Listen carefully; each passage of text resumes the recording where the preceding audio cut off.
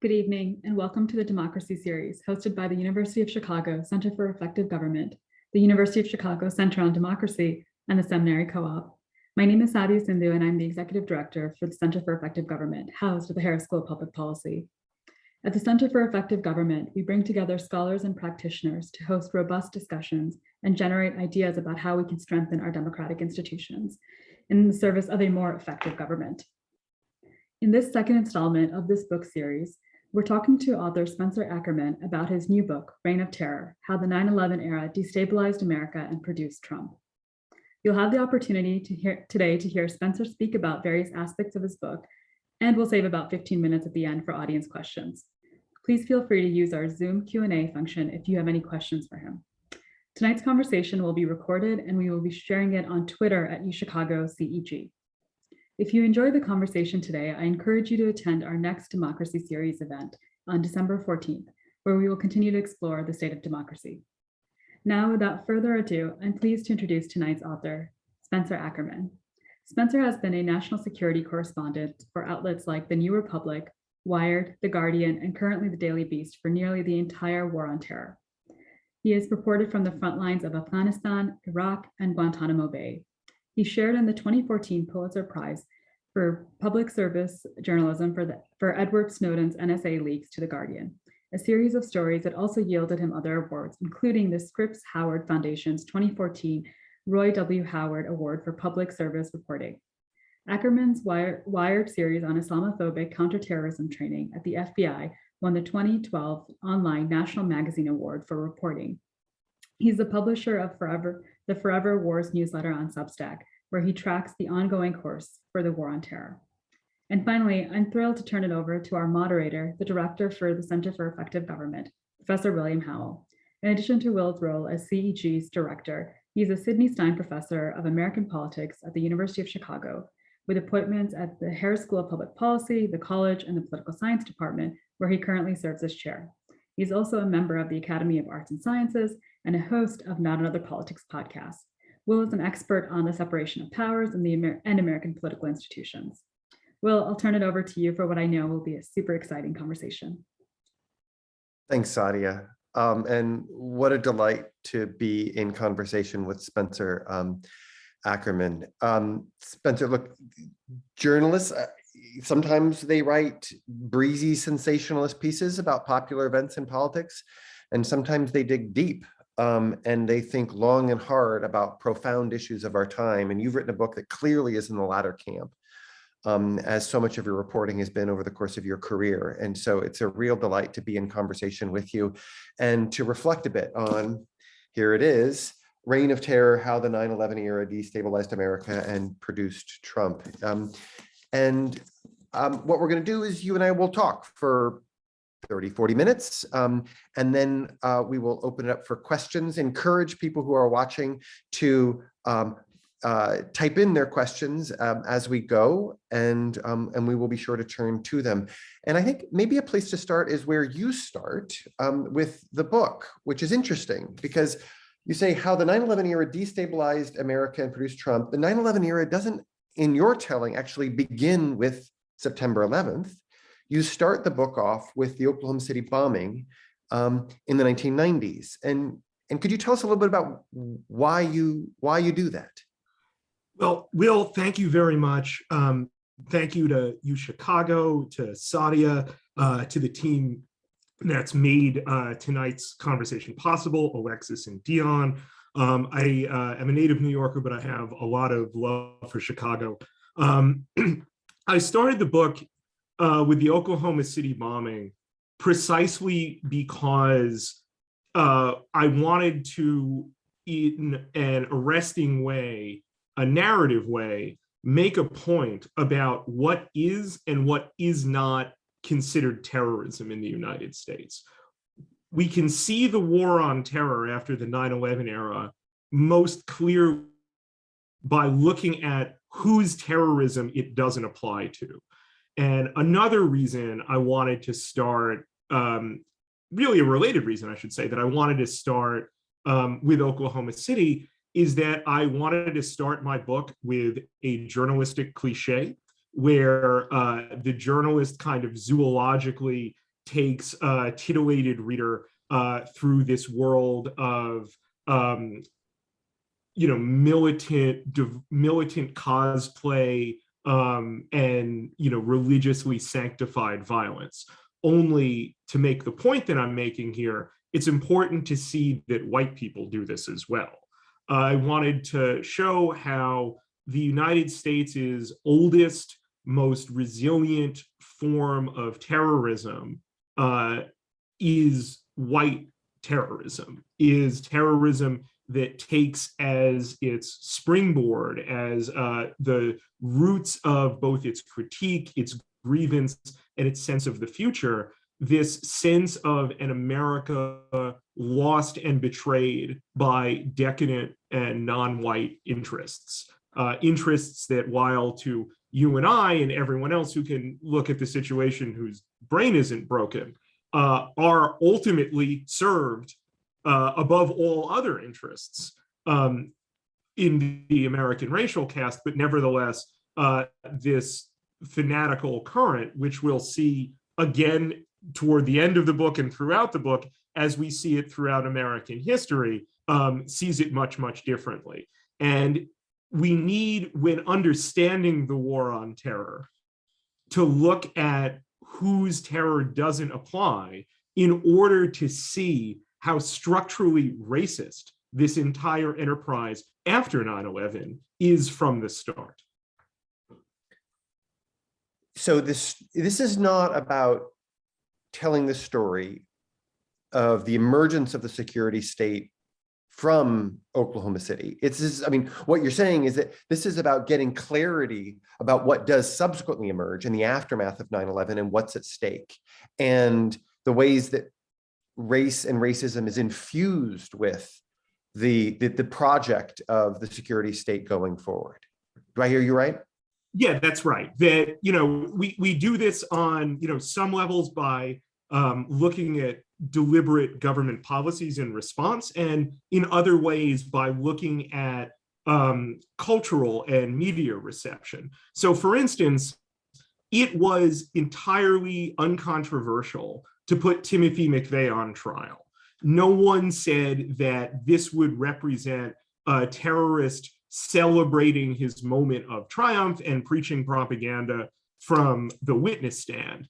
No one said that Timothy McVeigh should be rendered into military custody, that he should be shot on sight, that all of his associates ought to be taken into military intelligence custody. I don't want to belabor the point. I think you can see it pretty clearly. And then also, there is a legislative response after Oklahoma City that is known as the Anti-Terrorism and Effective Death Penalty Act of 1996. It's a very important law because it shows how the response to Oklahoma City is aimed at everyone but the people who committed Oklahoma City and their broader network that perhaps is not operationally allied, but gives that community succor, material support, and ideological sustenance. And what happens there is the United States makes it easier to execute people who are already incarcerated, and also expands the remit of prosecutorial and investigative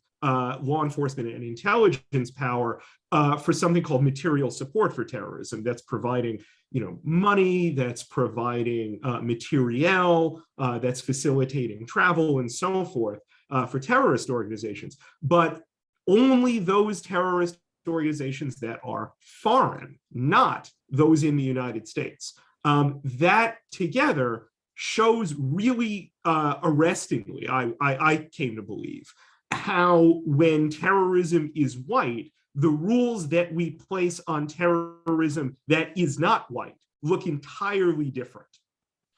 So let's take stock of that. Having put us kind of on notice, put the reader on notice, you then turn to, there is 9/11 and the events that transpire. And thereafter, we see the emergence of the security state, which is in some ways your main character. It's not your only character, but the growth of the security state. And could you introduce us to this thing? Like, what are its defining characteristics? Sure. This is a character we meet in media res, which is to say that by 9/11, the security state, which is to say this kind of often quarrelsome internally, but nevertheless culturally and operationally in some cases bound alliance of bureaucratic power centers that represent American hard power. So law enforcement, the 16 and soon to be 17 intelligence agencies, the leadership of the uniformed military, and then, working in and out also sometimes come the State Department and the, definitely the rest of the Pentagon bureaucracy, which is, very often civilian in decision-making characteristics. Oftentimes, these agencies will see a security problem differently, but all of them are marshaled to execute what we understand as American national security. They are not always, from a big picture sense, the decision makers of national security. They are the ones who implement national security. But in the implementation, particularly the longer that this apparatus goes on and with the greater secrecy that accrues to it, very often making those tactical and operational decisions really is policymaking. When General Petraeus ran the 101st Airborne in Iraq at the start of the invasion, the writer Thomas Ricks used to say that it was the only American Army division with its own foreign policy, because it was basically reinterpreting what the strategy for the early occupation of Iraq should have been, in David Petraeus's estimation, rather than what he was actually ordered to do. The reason why we're meeting these characters is because by the time 9/11 happens, they are the stewards of the most powerful global policemen on the planet, the hyperpower, as the French used to say, the only remaining hegemon since the fall of the Soviet Empire. And this is a double-edged sword for them, because they've lost, like American, strategists, really, far beyond the security state. They've lost a rationale for their existence that had existed since really 1947 and 1948, the dawn of the Cold War in operational senses. And 9/11 restores a rationale, restores a purpose, and gives a new sort of bureaucratic incentive. Not that incentive is, particularly needed. The elements of the security state identify very deeply with the war on terror and become not just practitioners of it, but kind of stewards of how they understand its interests to be shielded from elected and appointed politicians, but also in the sense that an attack on the United States is going to implicate them more than the politicians will allow it to implicate them. So like George W. Bush, throughout the summer of 2001, the spring and summer really, but certainly the summer, gets sheaf after sheaf of warning from the intelligence agencies that say, we don't know where, we don't know exactly when, but there's so much here that indicates that this organization called Al-Qaeda that we've been tracking for quite some time and taking measures against since 1998 is going to try something, either here or against our interests abroad. And Bush doesn't really do anything, because from his perspective, this is useless intelligence that lacks a kind of specificity that he's looking for. But really, from the intelligence agency's perspective, this is as good as it's ever going to get. And we saw very quickly thereafter how Bush exploited 9/11 and the horror that Americans felt and the solidarity that very superficially they felt with one another, really to marshal it toward a war that would redound initially to his and his party's interest, with the people who had been warning them that this attack was going to happen, left in the very precarious position of being subject to inquiry after inquiry, from a joint congressional inquiry to the 9/11 Commission, which, as you will note, places the blame, by framing the question, away from the politicians and on the security state. And that becomes a pattern that will repeat throughout the war on terror and helps kind of explain where this composite character of the security state is coming from. Yeah, so I'm glad that you put it as the composite character. I mean, that's very helpful because it does much more than simply justify the existence of a set of agencies that have been around since, as you say, the dawn of the Cold War. It transforms and magnifies and alters in really vital ways. And a striking feature of the security state is that it's at once clandestine. We don't observe all the actions that it's taking. We don't see firsthand the torture that's being done. We hear about, and also all-consuming, that our politics in many ways, not just in matters involving national security, but in all matter of things, we're being tied up in concerns about terrorism and national security, which is a kind of a curious duality, no? That to have a security state emerge that is at once kind of hidden and removed and not especially transparent, and yet have it dominate our politics in the way that it did. That's so. In the inescapability of the war on terror, certainly, I would also put it in the context that what this cashes out to is an authoritarian possibility in a democratic emergency, really from the start. Many aspects of American government are undemocratic. National security is among the least democratic, particularly how the security state, as I've learned from my entire adult life reporting on them and being amongst them, interprets democratic consent very superficially. As long as the heads of the intelligence oversight bodies and the political leadership of Congress from both parties are in some sense on board with whatever the intelligence agencies brief them on, torture, bulk surveillance, and so forth, the intelligence agencies throughout the war on terror consider that all the democratic consent they need and all the insulation necessary against potential rollback and scandal upon exposure. So that happens. Simultaneously, the culture of the war on terror is such that, in a superficial sense, it venerates those in uniform. And politics is supposed to reflect a fidelity with the interests of those in uniform as various politicians define them.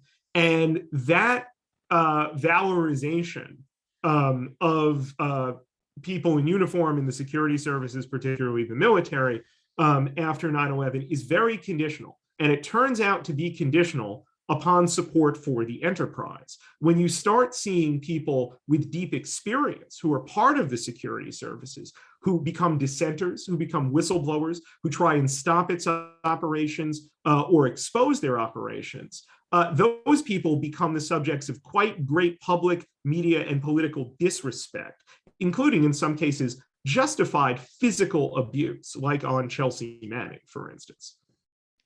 So let's linger on that. I mean, this is something you've done before the book, important reporting on, and then they play important roles in your book, Chelsea Manning, and then also Edward Snowden, that the story of this reign of terror, and there are chapters of your book, so too are there chapters in its development. And one such chapter is about revelation and scandal that then alters our politics in important ways, but not in just one way. I mean, it cuts in a variety of different ways. Can you tell us a little bit about the significance of Manning's and Snowden's revelations in the kind of broader trajectory of this reign of terror?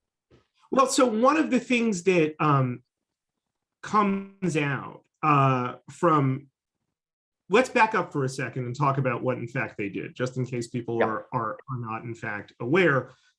Chelsea Manning was a very low-ranking soldier who was deployed to Iraq. She was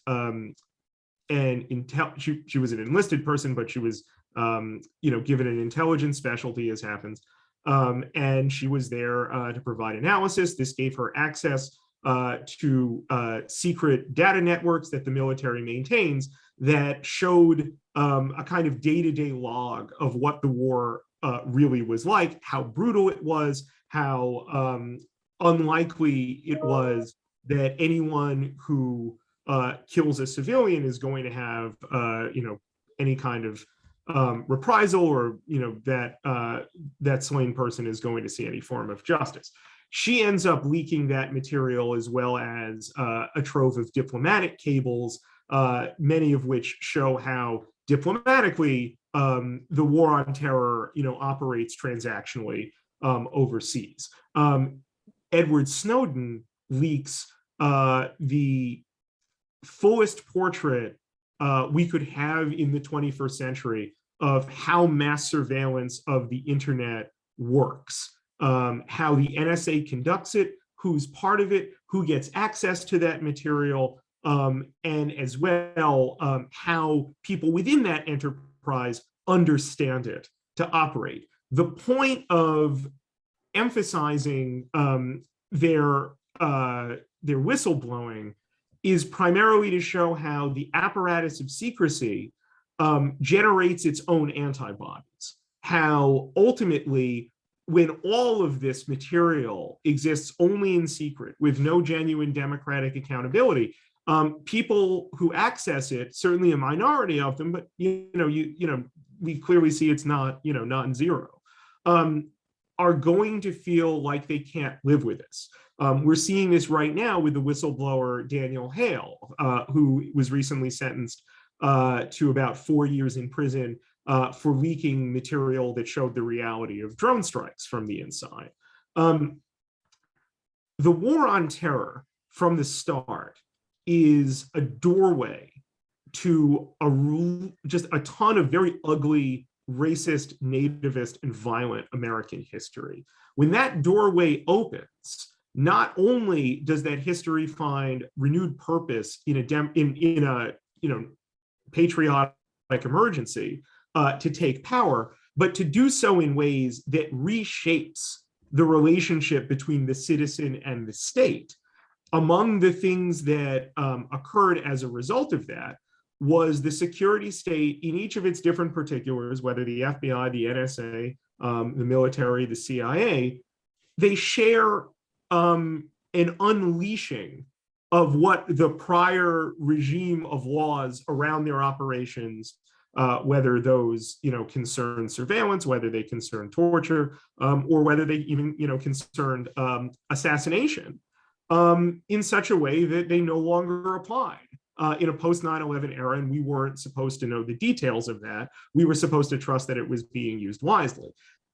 This also, for a variety of not just political and military, but economic reasons, provides a windfall industry of state violence that requires a population estimated by Bill Arkin and Dana Priest, the journalists in their book, Top Secret America, at about 2 million people with access to government secrets of the highest caliber, the greatest sensitivity, and their access is a matter of profit. Some of them eventually we see as the pool of read-in people expands, will include Chelsea Manning's, although she was in the military, but Edward Snowden's as well, who was a contractor for the contracting national security giant for-profit Booz Allen Hamilton. And so that kind of cauldron of development is kind of what ultimately leads to Manning and Snowden and their disclosures, not just the secrecy, but the growth of people who are kind of made complicit in both the operations and the secrecy. And so from their revelations come a variety of things. There's all kinds of outrage directed at them, to be clear. But there also is then an opening up of the conversation and the allowance of resistance and opponents to this reign of terror to call it out, and rising levels of distrust of the state that's born of it, that also has antecedents to, I mean, working at a slightly different register, but just as important. We haven't said anything about the Iraq War and its failures, the intelligence failures born of it, and how that sets in motion in important ways the reclaiming of power of the Democratic Party in both the White House and Congress. So you see this sort of pushback happening. But then there's this other thing that happens, which you talk about in the book, in 2010, which is the Cordoba House, which was meant to occupy a building that was damaged by the White House, the World Trade Center with its collapse, that then came to be known as the Ground Zero Mosque. And you say, in a rather arresting line, the transformation of Cordoba House into the Ground Zero Mosque marked the moment a presidency like Trump's became inevitable. Not possible, but inevitable. Why is that? So the next ingredient for this combustible mixture of politics, economics, culture, and war is that the wars go terribly. From the start, they're sold to the American public deceitfully. They are maintained through deceit, through gigantic public lies about their progress, not just lies, but self-delusions and motivated reasoning to conceal how awful this enterprise was, as the people involved in it knew extremely well. And also an extensive series of public lies from the intelligence agencies and the security state broadly to frame the war on terror in ways that concealed what its brutality and its lawlessness really was. So for instance, it wasn't torture, it was enhanced interrogation, which tacitly suggests that it's a better form of interrogation and that the point of it is not revenge, but the elicitation of information, which is nonsense from the start. Similarly, it's not bulk surveillance of everyone's internet activity. It's the terrorist surveillance program, suggesting that it's targeted on people who actually committed terrorism. And down the line, it's not, assassination by flying robot, it's targeted killing. So those lies, combined with the deep downturns in the fortunes of the wars, not just Afghanistan, not just Iraq, but by 2010 Afghanistan as well, help kind of unmoor the public from the war on terror, a public that experiences it not primarily directly as either through waging it, which is done by, notwithstanding all the people read into it, an extremely small proportion of the country, but also people involved in it in that broader emanation. It's very, very small and unrepresentative, a sample. Primarily, the way most of us experience the war on terror is as a media event. And that means that when it grows dissatisfying, the writers don't have a good conclusion for the occupation of Iraq, and so forth, we tend to tune out. And that's a kind of perhaps flip way of saying that institutions like mine, journalists, and especially editors and publishers, tend to be very transactionally and superficially interested in these wars that years ago, they were editorializing were great national, tests of vigor and seriousness to meet the moment of history. And all of this leads to overwhelming public disillusionment with the wars that the right starts to recognize. Don't give up on the idea of civilizational violence, that what remains consistent amongst a segment of the right-leaning population from 9/11 to through, where we'll get in here 2010, is that they believe, and they are basically accustomed to believe from their media validators and from their political leadership, that what happened on 9/11 is not a response to American policy, and not a response to America's taking upon itself to police the world, and especially the Muslim world through measures both economic and violent, but a kind of resurgence of an ancient and consistent barbaric form of Islam, which it's important to say misses all relevant points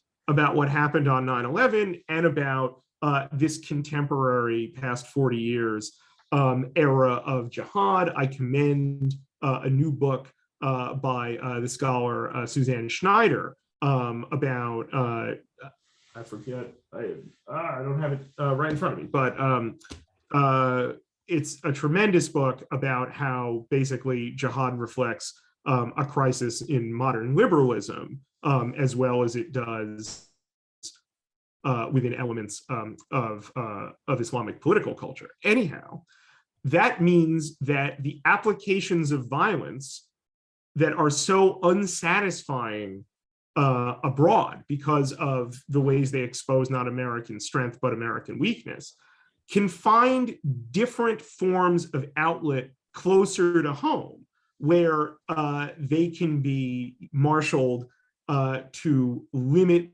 Muslim civil rights and to persecute and expose those who would stick up for the civil rights of Muslims like their neighbors. This takes the form of a massive right-wing objection to an Islamic-ish cultural center in Lower Manhattan that seeks to be the equivalent of the 92nd Street Y on New York's Upper East Side, which is, sure, a Jewish space, but really more of a civic space for the intellectual and cultural life of the city.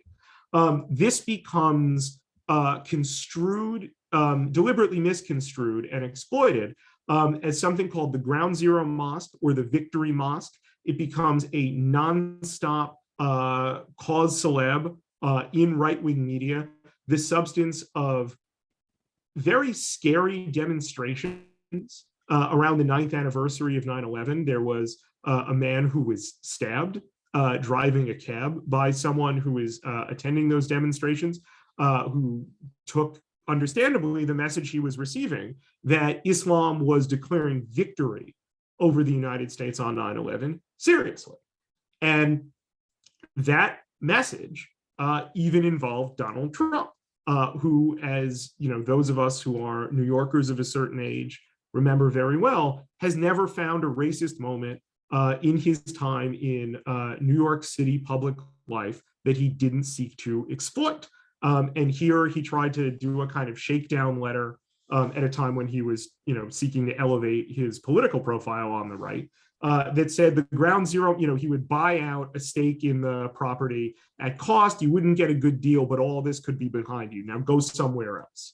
And that was essentially Trump's contribution here. But they won. Ultimately, there wasn't the kind of cultural center that the architects of the Court of the House envisioned. There was only a very scary environment that showed how ready the right was to exploit 9/11 in such a way that had nothing to do with the people who committed 9/11 and everything to do with asserting dominance over an already very deeply endangered minority whose subjugation was now demanded as part of the liturgy of what it meant to read from the right-wing hymnal after 9/11. So you've been focusing on the right, but in 2010, Obama's in power and the Democrats are in control of the House and Senate.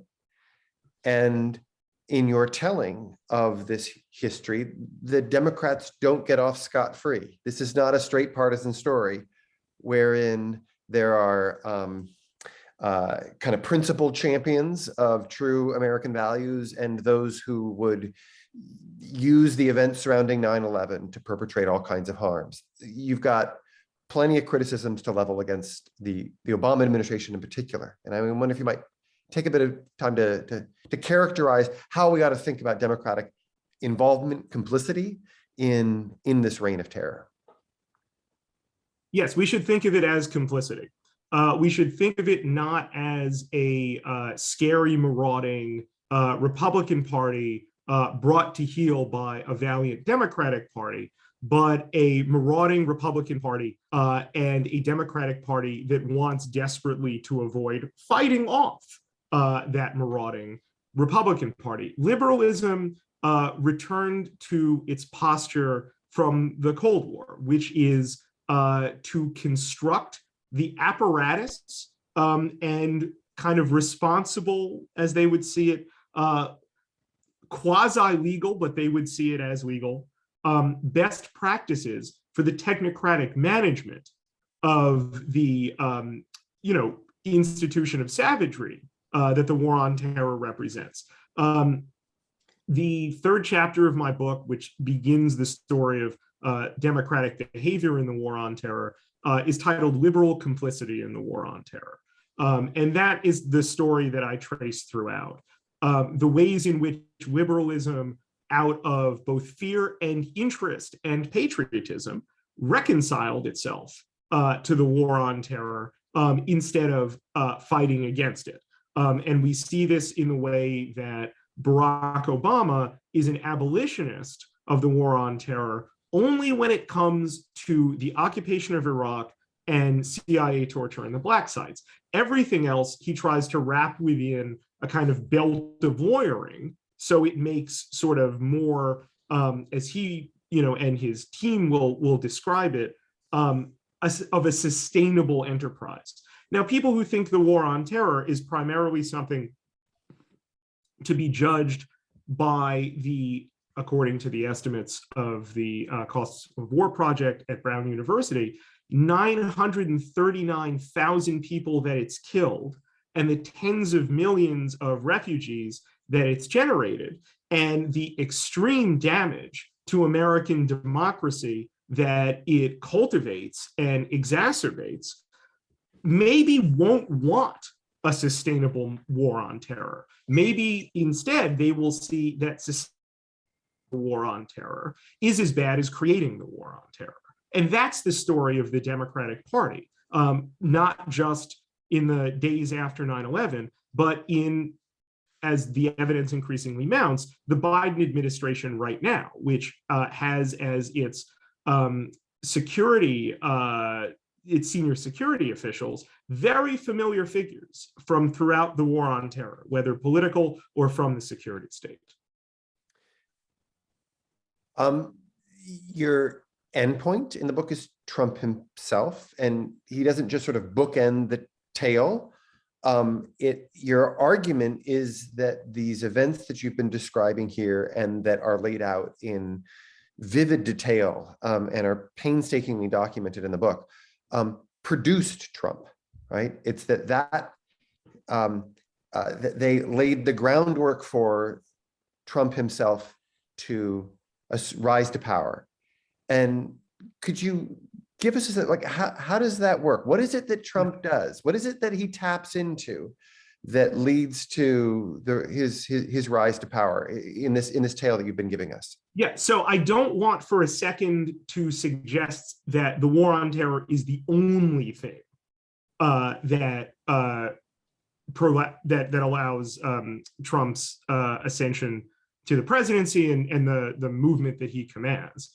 But what I do argue, and what I think is the right framework for viewing it, is that the response to 9/11, remember when I said it's a doorway to all of this American history that gives it power in the name of a patriotic emergency that's defined against an identifiably non-white and foreign enemy that's supposedly not just overseas, but here at home as well, and the ways to combat it, particularly in the both technological and legal sense, is to unleash the security state from previous restrictions that it had been under, that allows for enormous roundups, that allows for ever increasing and intrusive forms of surveillance, that allows for indefinite detention, that allows for violence accelerating within the detention apparatus, and so forth, all of that normalized, all of that justified through enormous and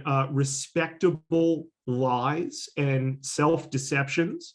All of that together is kind of a mixture, particularly once it all starts to go badly for a figure like Trump, who interprets the fact that it's going badly with the fact that the people like Obama who are in charge of it first are in fact, by virtue of Obama being not white, is actually the enemy of the American people, who has somehow infiltrated the American government at the highest levels, raising deep and profound questions about how he will use as a terrorist in chief. This is the whole point of birtherism. His powers now to persecute real America, as Sarah Palin notably calls it. So like Barack Obama's election and the financial crash of 2008, obviously these play enormous roles in seeding the bed for Trump. But what I want to point out is that, certainly when we look at Obama and as catalyzing a role as he has on the right for ascendant nationalism, first, that's very familiar in American history, particularly after Reconstruction. The prospect of a government that is no longer explicitly and clearly predicated on upholding white racial caste interests is always going to be considered suspect. This has been the case throughout American history. But also, the war on terror shapes and gives opportunities to the way the right is going to interpret the 21st century version of the emergence of non-white political power. So what we see is a kind of rising level of disillusionment, changes in the tolerance and appetites of the body politic, a set of discredited wars which have the effect of discrediting experts themselves. Yeah, those who wage them are discredited. I'm not wage them particularly, but those who architect them, yes, who sustain them, and who justify them. Yes, which creates space for somebody like Trump to come along.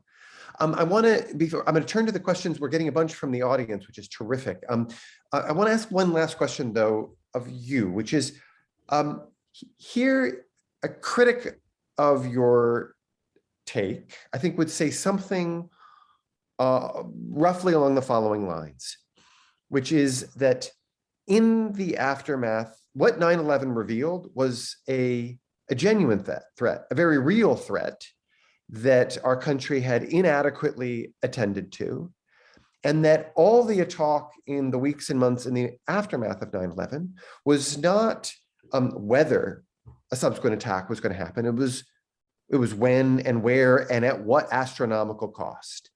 And what we've seen through the commitments and investments made by the security state is something pretty remarkable, which is that we have not 20 years later had the equivalent of a stateside attack, and that ultimately, to the extent that the security state is meant to attend to our own national security, has done that remarkably well. What say you? Okay, real quick.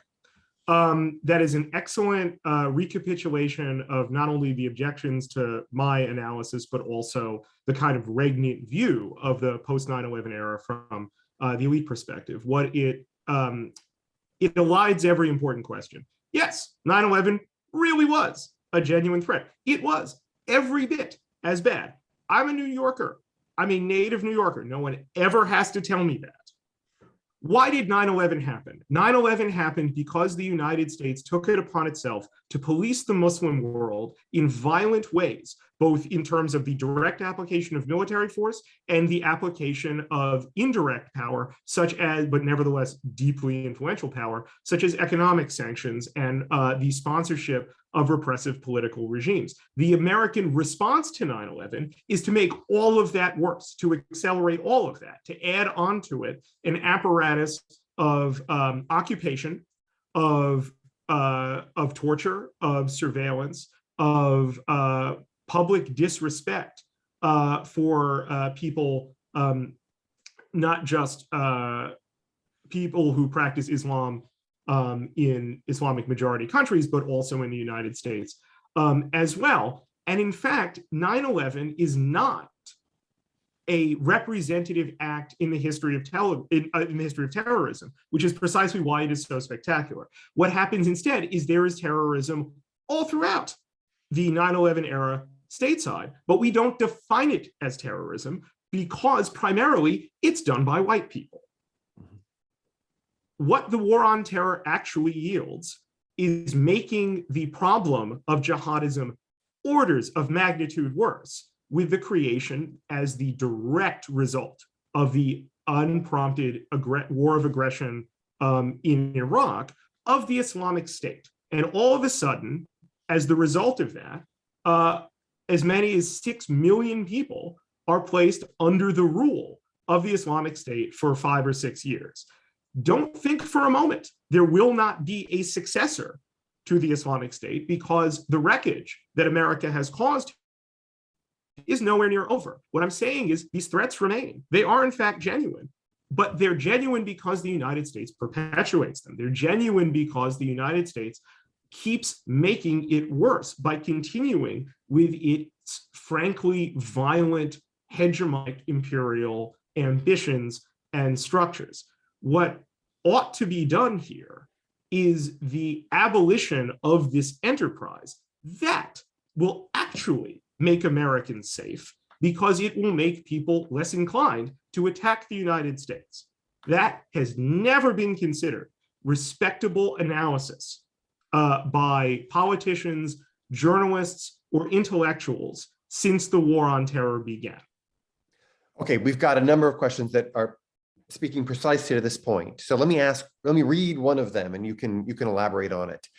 This last point, because I think people are pining for a corrective. Like, what does it mean to shift away from the history that you've described into a healthier space? So one question: what needs to happen in mainstream politics to move from this to prevent the return of Trump or Trump-like figure? What would shifting what is defined as terror to include white actors of violence do to move us away from this? Is that even possible? What is it? How can we do this? Okay, so for the start, waging a war on terror against white people is not just a non-starter, but doomed to fail and wrong. We shouldn't want to do more wars on terror against more people. What the war on terror should have taught us is that pursuing security solutions to political problems is doomed to fail and doomed to make the political problem and the security problem vastly worse. Everything's going to be worse there. People who commit actual acts of violence need to have some reprisal for that. More importantly, the people who compel those people to commit acts of violence need to pay massive political penalties. They need to be, for instance, thrown out of Congress. Every single member of Congress who voted to say that the Electoral College should not be honored on January 6th is meaningfully responsible for spreading the big lie that leads to the insurrection. The 14th Amendment allows for their exclusion. They should be thrown out of Congress. Their districts can elect new people who are not complicit in an insurrection against a constitutional government.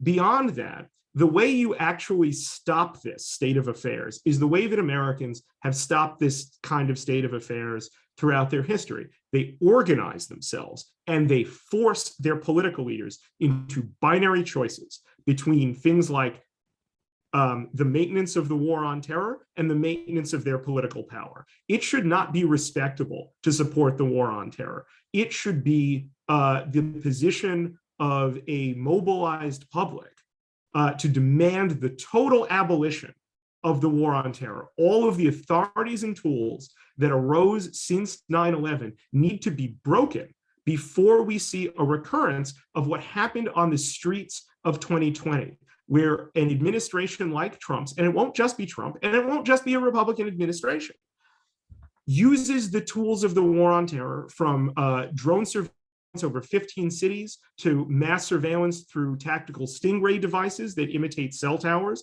and take all of the information that it can suck up from your cell phones when they start attracting the pings. To militarized law enforcement that received grants from a Department of Homeland Security that need to be abolished. All of these things, if these tools are not broken, if the authorities for them are not repealed, and if there isn't a political movement that forces that to happen, all of these tools will increasingly become normal ways that the American elites adjudicate their politics. Democracies don't just die this way, they die very violent deaths. We need to understand that this is a very imminent concern.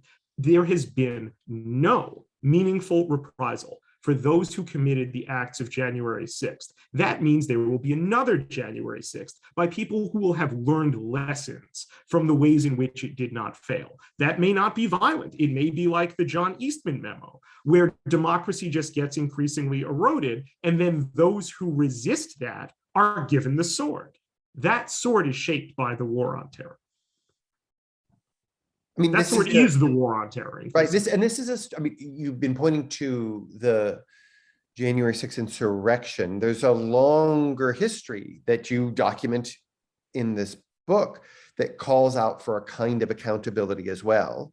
But what's to precede the accountability is a kind of repudiation itself. Is part of your hope, when you have a hope for a book, what you hope people read it, you hope it sells well, is a hope that you have for this book, the work that it does in our politics, is to carve out a space to allow for such a repudiation? Yeah, this is a book I wrote with guided by that impulse, which, from 20 years of seeing the war on terror mutate, absorb challenges, recoalesce, and perpetuate. I'm kind of out of options here analytically, particularly seeing how most of the way that we've understood the war on terror has been very piecemeal, seeing, the Afghanistan war, the Iraq war, drone strikes, torture, Guantanamo, and so forth. I wanted to look at the whole thing and show how the whole thing isn't just overseas. It's always at the same time here at home, acting on vulnerable people in the United States and manifesting licenses for nativism in respectable circles of American elite politics. So when I was writing this book, I don't think hope is the right framework for a country that seeks to police the world and creates, forever wars that kill 939,000 people. The right framework is, it is our obligation as Americans, not just for solidarity and faith with those overseas whom the war on terror persecutes, but with our neighbors here whom the war on terror persecutes. It's our obligation to destroy the war on terror, root and branch. Say a bit about the Biden administration. We've got a question here. We've got a number of questions about the administration. This carries you past, for the most part, the timeline in your book. There's what is required of us. I won't use the word hope. There's what this war demands of us, and then there's what we actually observe. Is there space for a movement in the direction that you would like to see happen, or do you see continued complicity? I mean, we'll simultaneously see both. We'll see from an elite level continued complicity. The kind of default mode of the war on terror is, frankly, inertial. The war on terror grows by neglect, by momentum of its own, by whether it's contracts leaded or multi-year military and intelligence plans approved and so on. But more importantly, the kind of tactical suck of operational perpetuation that happens, whether that has driven the war on terror onto ever new frontiers. Before the war on terror, there was no enduring U.S. military presence on the African continent. Now there is. That can easily be repurposed for things like a Cold War against China. It will very likely take the shape of imperial competition with the Chinese for resources and influence in countries where there is also proxy wars that involve Islamic extremism. These things mutate and mold very well. The people who comprise the Biden administration, in some cases, are very deeply exhausted with the wars on terror. We saw that with Biden himself sticking with the Afghanistan withdrawal. But in other ways, he is recapitulating the mistakes of the Obama administration in not abolishing the whole thing. The rollbacks of the war on terror beyond the Afghanistan withdrawal are in fact very few and very partial. Even the Afghanistan withdrawal is caveated by Biden, as well as the Pentagon and the Commanding General of Central Command, saying ad infinitum that when they feel like it, they reserve the right to conduct drone strikes. Now we understand the euphemism as over-the-horizon capabilities in Afghanistan and anywhere else they see fit. Remember that Biden framed the withdrawal from Afghanistan, much as Obama framed the withdrawal from Iraq, as a way of leaving an obsolete war on terror battlefield and repurposing American positioning toward the emerging threats of the future that include new wars on terror in places like Mozambique now. At the same time, I think both the election of Obama, the election of Trump, and to a far lesser degree, the election of Biden show that there is as much elite appetite for the war on terror's perpetuation, which is really to say not something they want to see, but something they were afraid of rolling back, as there is public antipathy, not just on the left, but also on the right in important ways, against the war on terror, against the forever wars. This can take very volatile forms, exploitable forms, as Trump showed, or it can take solidaristic forms, as a reinvigorated American left and especially socialist tradition is showing right now. That socialist tradition recognizes that elite politics, if they are to change, must be made to change, must be forced to change politically. That is where I think the opportunity exists. More and more people recognizing that the American system, in really unignorable ways, fails and has failed and fails ever greater numbers of people. That ultimately leads to movements that will go in a variety of directions. They can be deeply, deeply scary, deeply violent, or they could represent a new emergence of solidarity inside the United States at a time in which we not only desperately need it at home, but especially around an endangered world. Spencer, thank you for taking an hour to share this history that's so visibly rendered. And again, here's the book, Reign of Terror, How the 9/11 Era Destabilized America and Produced Trump. Sadia. Thank you, Will, and thank you, Spencer. And thank you all for joining us for our second installment of the Democracy Series, a joint initiative that brings you books and authors on this critical topic. Our next event is on Tuesday, December 14th, when we'll sit down with Alexander Bolton and Charisse Thrower to talk about their book, Checks and the Balance, Legislative Capacity and the Dynamics of Executive Power. Please be sure to find us, the University of Chicago Center for Effective Government, the Chicago Center on Democracy, and the Seminary Co-op online for more details. And you can follow CEG on Twitter at UChicagoCEG. We will be sharing this live event on Twitter, and the Seminary Co-op at Seminary Co-op. Thank you again for spending time with us this evening, and have a great night.